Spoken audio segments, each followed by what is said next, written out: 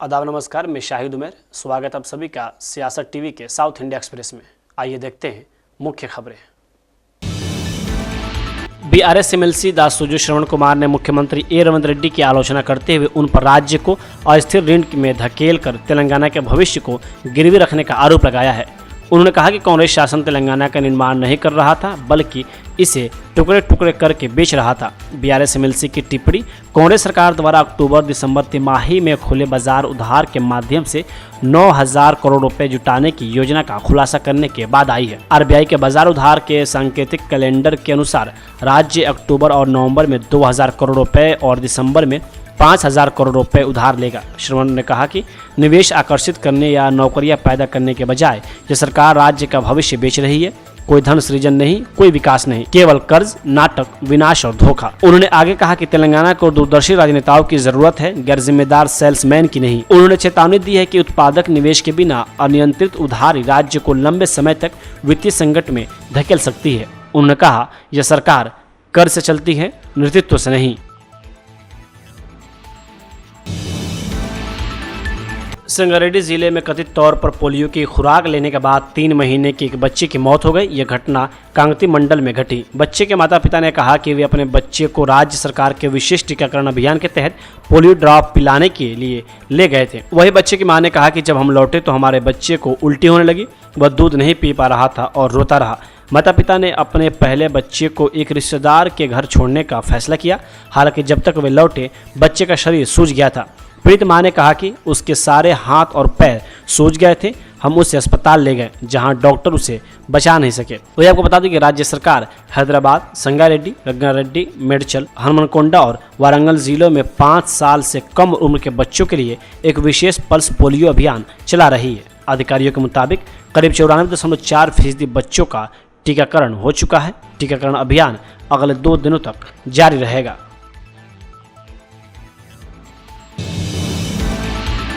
तेलंगाना के jubilee hills विधानसभा क्षेत्र में 11 नवंबर को होने वाले उपचुनाव से पहले कांग्रेस उम्मीदवार नवीन यादव पर वोट चोरी के गंभीर आरोप लगे हैं। यूसुफगुड़ा डिवीजन के कृष्णनगर स्थित एक फ्लैट में हाल ही में 43 वोटों का एक ही पते पर पंजीकरण कराने का मामला सामने आया है। इसकी शिकायत पर चुनाव अधिकारी ने तत्काल जांच के आदेश जारी कर दिए हैं। कांग्रेस नेता नवीन यादव पर पहले भी चुनाव आचार संहिता उल्लंघन करने का आरोप लगा है।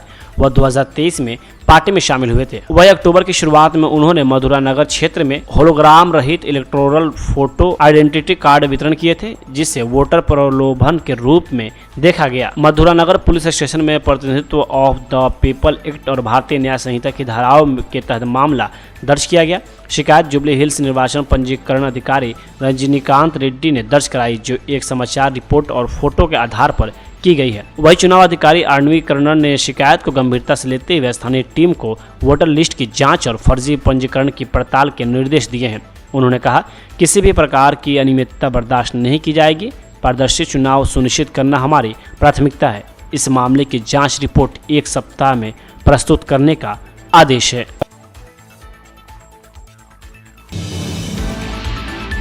बीआरएस के कार्यकारी अध्यक्ष के.टी. रामाराव ने आज आरोप लगाया कि मुख्यमंत्री ए रेवंत रेड्डी ने झूठे वादों के साथ मुसलमानों और पिछड़े वर्गों को धोखा दिया है और अब हजारों फर्जी मतदाताओं का नामांकन करके जुबली हिल्स उपचुनाव में हेरफेर करने की कोशिश कर रहे हैं। उन्होंने कहा कि कांग्रेस अपनी विफलताओं के लिए विपक्षी दलों और अदालतों को दोषी ठहराकर अपने सबसे निचले स्तर पर आ गई है। जुबली हिल्स निर्वाचन क्षेत्र के अंतर्गत रहमतनगर में बीआरएस कार्यकर्ताओं की एक विशाल सभा को संबोधित करते हुए रामाराव ने कहा कि कांग्रेस सरकार ने 42% आरक्षण प्रदान करने के लंबे दावे करके और बाद में जब यह कदम कानूनी जांच में विफल हो गया तो अदालतों को दोष देकर बीसी को धोखा दिया गया। उन्होंने कहा कि रेवंत रेड्डी ने यह जानते हुए भी 42% बीसी कोटा देने का वादा किया था कि यह अदालत में टिक नहीं पाएगा। यह सबसे खराब धोखा है। उन्होंने रेवंत रेड्डी पर विकास के नाम पर मुसलमानों के घरों को ध्वस्त करते हुए खोखले वादों से उन्हें धोखा देने का भी आरोप लगाया।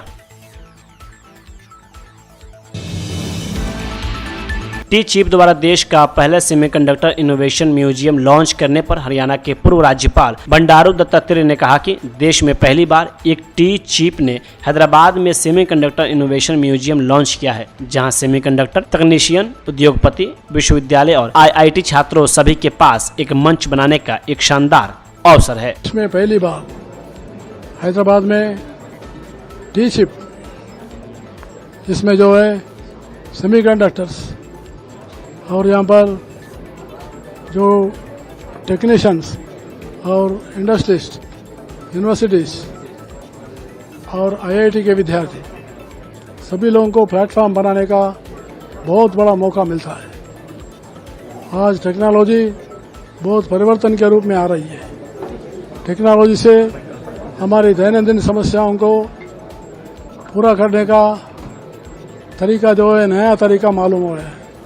तो इसलिए हमारा टेक्नोलॉजी और साथ ही साथ इनोवेशन, जो नया आविष्कार जो है, ये बहुत ही ज़रूरत है।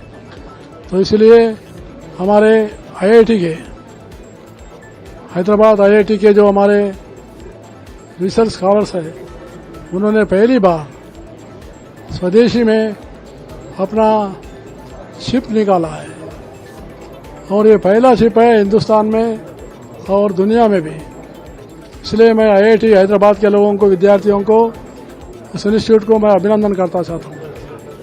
लेकिन हम केवल शिप उपयोग करने वाले ही नहीं, शिप के सृष्टिकर्ता बनना चाहिए। इसलिए प्रधानमंत्री नरेंद्र मोदी जी ने केवल शिप का ही नहीं है, उन्होंने जो है सेमीकंडक्टर्स, इसको आगे बढ़ाने का, इसको इंडस्ट्री के रूप में आगे लाने के लिए उन्होंने 72,000 करोड़ रुपीस बजट में जो है प्रावधान किया है। इससे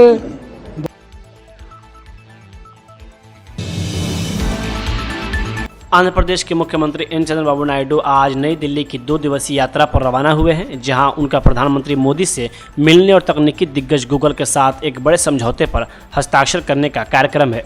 बैठक के दौरान मुख्यमंत्री द्वारा आंध्र प्रदेश सरकार द्वारा आयोजित किए जा रहे 2 प्रमुख आगामी कार्यक्रमों में भाग लेने के लिए पीएम मोदी को आमंत्रित करने की उम्मीद जताई गई है। वही विज्ञप्ति में कहा गया है कि पहला कुर्नूल में प्रस्तावित सुपर जीएसटी सुपर सेविंग कार्यक्रम है, जिसका उद्देश्य अगली पीढ़ी के जीएसटी सुधारों के माध्यम से वित्तीय विवेक और दक्षता को बढ़ावा देने में केंद्र और राज्य सरकारों की पहल को उजागर करना है। नायडू प्रधानमंत्री मोदी को 14 और 15 नवंबर को विशाखापट्टनम में आयोजित होने वाले CII पार्टनरशिप शिखर सम्मेलन 2025 में भी आमंत्रित करेंगे। शिखर सम्मेलन में आंध्र प्रदेश में सहयोग और निवेश के नए रास्ते तलाशने के लिए दुनिया भर के उद्योग जगत के नेताओं, निवेशकों और नीति निर्माताओं को एक साथ लाने की उम्मीद है। कर्नाटक कांग्रेस के MLC यतीन्द्र सिद्धरामैया और मंत्री प्रियांक खड़गे ने कहा कि RSS और तालिबान दोनों की विचारधाराएं मिली-जुली हुई हैं। यतीन्द्र सिद्धरामैया ने कहा कि RSS में एक तालिबानी मानसिकता दिखती है। उन्होंने कहा कि RSS भी हिंदू धर्म का एक ही अर्थ थोपने की कोशिश करता है, ठीक वैसे ही जैसे तालिबान इस्लाम में करता है। यतीन्द्र सिद्धरामैया ने कहा कि धर्म में वे एक ही दृष्टिकोण चाहते हैं, इस्लाम में वे एक खास नज़रिया चाहते हैं। वे महिलाओं की आज़ादी पर पाबंदियाँ लगाते हैं। उन्होंने कहा कि RSS भी इसी तरह का व्यवहार करता है। वे हिंदू धर्म को एक खास तरीके से ले जाना चाहते हैं। प्रियांक खड़गे ने भी अपनी राय रखी और कहा कि हर तरह का कट्टरवाद तालिबान की तरह है। तालिबान कभी महिलाओं का सम्मान नहीं करता, RSS भी नहीं करता। तालिबान संविधान का सम्मान नहीं करता, RSS भी नहीं करता। तालिबान गरीब लोगों को अपनी कथित पवित्र लड़ाई के लिए इस्तेमाल करता है। उन्होंने कहा कि यहाँ भी RSS अपने कारण के लिए गरीबों का इस्तेमाल करता है। वही प्रियांक खड़गे ने मुख्यमंत्री सिद्धरामैया को पत्र लिखकर सरकारी संस्थानों, सार्वजनिक खेल के मैदानों और मंदिरों में सभी RSS गतिविधियों पर प्रतिबंध लगाने की मांग की है। अपने पत्र में उन्होंने आरोप लगाया है कि RSS शाखाओं और सभाओं के जरिए बच्चों और युवाओं को अलग करने में विचार फैलाता है। इन गतिविधियों को असंवैधानिक और राष्ट्रीय एकता के खिलाफ बताया गया है।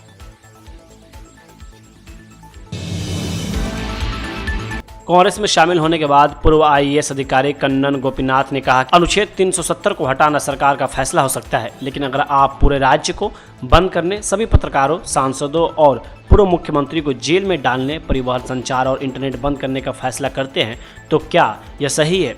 यह सिर्फ मेरे लिए नहीं बल्कि हम सभी के लिए सवाल है। क्या एक लोकतांत्रिक देश में यह सही हो सकता है? क्या इसके खिलाफ आवाज़ नहीं उठानी जानी चाहिए? मैंने वह सवाल उठाया था और मैं आज भी उस पर कायम हूं।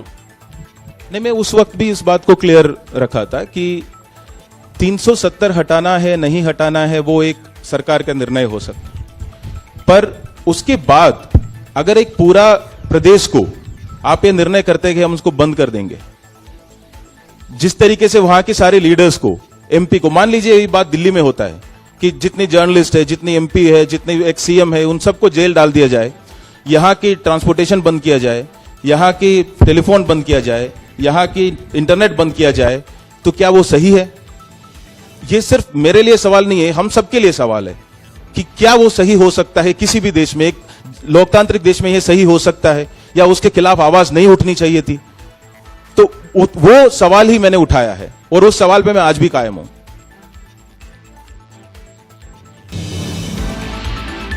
करोड़ भगदड़ की सीबीआई जांच के सुप्रीम कोर्ट के आदेश पर बीजेपी नेता के अन्नामलाई ने कहा कि आज हम सुप्रीम कोर्ट के निर्देश और फैसले का स्वागत करते हैं। सुप्रीम कोर्ट ने आज कई प्रासंगिक सवाल पूछे। तमिलनाडु बीजेपी करोड़ में भगदड़ के दिन से ही लगातार सीबीआई जांच की मांग कर रही है। तमिलनाडु के 2 बीजेपी कार्यकर्ताओं ने भी अपनी क्षमता से सुप्रीम कोर्ट में व्यक्तिगत याचिका दायर कर सीबीआई जांच की मांग की है।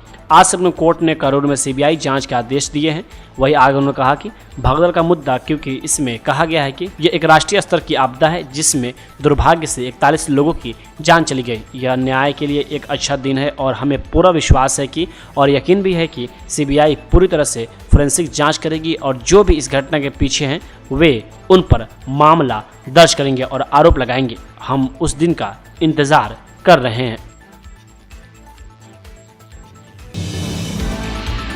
आरएसएस पर दिए बयान को लेकर छत्तीसगढ़ के डिप्टी सीएम विजय शर्मा का बयान सामने आया है। उन्होंने कहा कि अगर धार्मिक आधार पर भारत के विभाजन की अनुमति देने वाले संगठन के लोग ऐसी बातें कहते हैं, किसान संघ और एबीवीपी दुनिया के 2 सबसे बड़े संगठन है, दुनिया में सबसे बड़े संगठनों की एक पूरी श्रृंखला है, ऐसी बातें किस आधार पर कही जा रही हैं? मुझे एक बात बताएं, वो लोग माने वो संस्था जिसने भारत देश के विभाजन को अलाउ किया, अपने कार्य समिति में अलाउ किया, किसी के घर पर बैठ करके किसी ने भारत का विभाजन नहीं किया। वो संस्था जिसने भारत के विभाजन को अलाउ किया, धार्मिक आधार पर अलाउ किया, वहां के लोग अगर इस तरह की बात करते हैं, उस संस्था के बारे में जिसने भारत और चीन के युद्ध के समय में इतना बड़ा पराक्रम किया कि अगली बार जब परेड हुआ था सेना का तो नेहरू जी ने खुद उनको आमंत्रित किया था। इतने प्रतिमानों के बाद, दुनिया की सबसे बड़ी बड़ी संस्थाओं के निर्माण के बाद, किसान संघ दुनिया का सबसे बड़ी संस्था है, विद्यार्थी परिषद दुनिया की सबसे बड़ी संस्था है, श्रृंखला है दुनिया की सबसे बड़ी संस्थाओं का, और कौन सी ऐसी बात है जिसके आधार पर यह कहा जा रहा है? एक बार बताया जाए। आभार। कर्नाटक के मंत्री और कांग्रेस नेता प्रियांक खड़गे द्वारा अपने राज्य में आरएसएस की गतिविधियों पर प्रतिबंध लगाने की मांग पर शिवसेना यूबीटी सांसद संजय राउत का बयान सामने आया है। उन्होंने कहा कि सरदार पटेल जी की सबसे बड़ी ऊंची प्रतिमा का निर्माण नरेंद्र मोदी जी ने गुजरात में किया था, वह उनके और हमारे आदर्श हैं। मैंने पहले भी संसद में रिकॉर्ड पर कहा था कि अगर सरदार पटेल प्रधानमंत्री बने होते तो राष्ट्रीय स्वयंसेवक यानी आरएसएस और बीजेपी का जन्म नहीं होता। देखिए, ये जो भूमिका है आरएसएस में बंदे डालने की, वो सरदार पटेल की भूमिका है, और सरदार पटेल का सबसे बड़ा स्टैच्यू नरेंद्र मोदी जी ने गुजरात में बनाया है, उनके आदर्श हैं, हमारे भी। ये सरदार पटेल जी की भूमिका है, जो आदर्श नरेंद्र मोदी जी के, कि आरएसएस पर बंदी आनी चाहिए। अगर सरदार पटेल प्रधानमंत्री बनते तो मैंने ऑन रिकॉर्ड पार्लियामेंट में कहा, अगर सरदार पटेल जो बार बार बोलते हैं ना, नेहरू नहीं सरदार पटेल प्रधानमंत्री बनने चाहिए थे, अगर सरदार पटेल प्रधानमंत्री बनते तो ये राष्ट्रीय स्वयंसेवक संघ और भारतीय जनता पार्टी का जन्म भी नहीं होता और ना उनकी पैदाइश वहीं रुक जाती। धन्यवाद। साउथ इंडिया एक्सप्रेस यहीं होता है समाप्त। मुझे दे अब इजाज़त। बाकी खबरों के लिए बने रहें सियासत टीवी के साथ।